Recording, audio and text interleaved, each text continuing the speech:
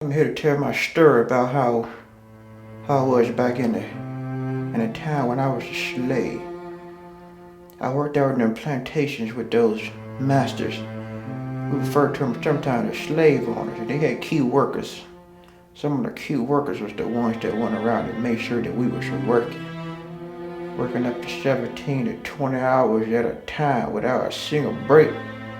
On a few times where I was raking leaves for like 8 hours straight.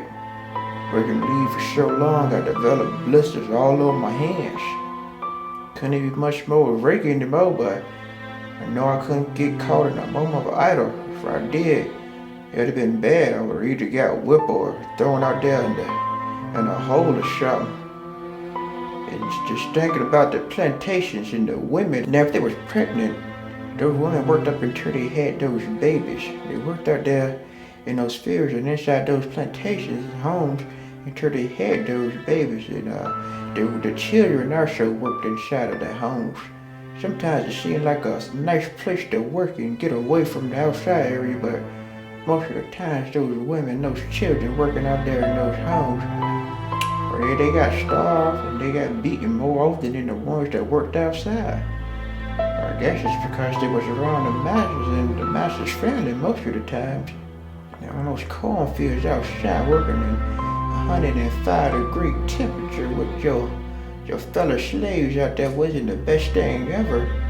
We worked out there and we worked hard. Some people couldn't take it. And some people, they just worked and kept the faith in the Lord.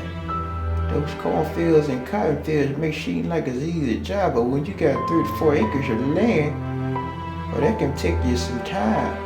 With about 15 slaves out there in those fields, wasn't too much manpower at the time to get the job done at the time that the masters wanted it done. Just talk about the slave quarters, and the quarters was pretty small. Pretty much could fit maybe 3 slaves in them. So you best to find you an area in the corner and just go ahead and make the best of it until the daylight and get up and work. So we didn't have much mobility in those small slave quarters.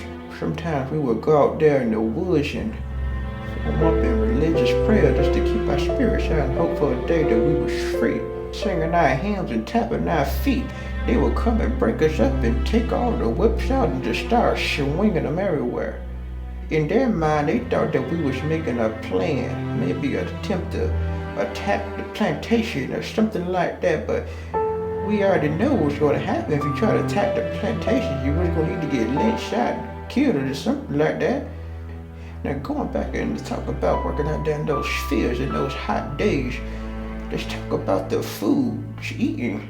We had breaks, but it was breaks not at our own convenient time. It was breaks when the masters thought that was convenient for us to take, convenient for them to tell us to take a break. And they would give us bread, and the bread was small pieces, breaking off a small piece of loaf, and everybody's hands touched the bread. We didn't have time to go wash our hands. We had to go ahead and guzzle down the piece of bread and get back to work. Even drink a sip of water out of a cup and get to work. It wasn't enough to quench your thirst or wet your tongue up, but enough to stay alive and work an extra hour without passing out there. Because if you pass out there, you might as well just been dead. Because they was going to treat you like you was anyway. Now, I remember this good day. The Declaration of Independence was passed, 4th of July, 1776. Thomas Jefferson signed that thing and it freed some slaves up. And it wasn't until the Emancipation Proclamation was actually signed and presented by Abraham Lincoln that we was all free in every state. We was free and we was excited and we knew that this day was come, even though it felt like it was forever, but we was finally free. Now we had people who could, people like myself.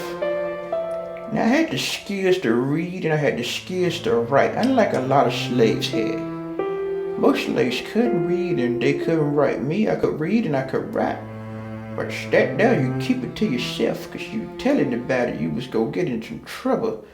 See, the skills of reading and writing helped out in the plantations inside those homes. See, the masters kept lists of who the slaves was, what the slave was leaving next, and how much they was worth. Now, if you knew how to read and write and add, you knew the price of those slaves and who was leaving next, and you could go ahead and warn them, because if they was cheap or they was gone in a matter of minutes. See, myself, I was one of the hard workers with those workshop type skills, and I was the builder. I was the heavy set, muscular, and just hard working, a good attitude. So I stayed on that plantation for the duration of time because I was a slave. So I seen a lot of people come and go, but through it all, you just keep the faith and just know that one day it was gonna all be over. And that's what we did. We stayed prayed. We stayed with one another. We kept our spirits high.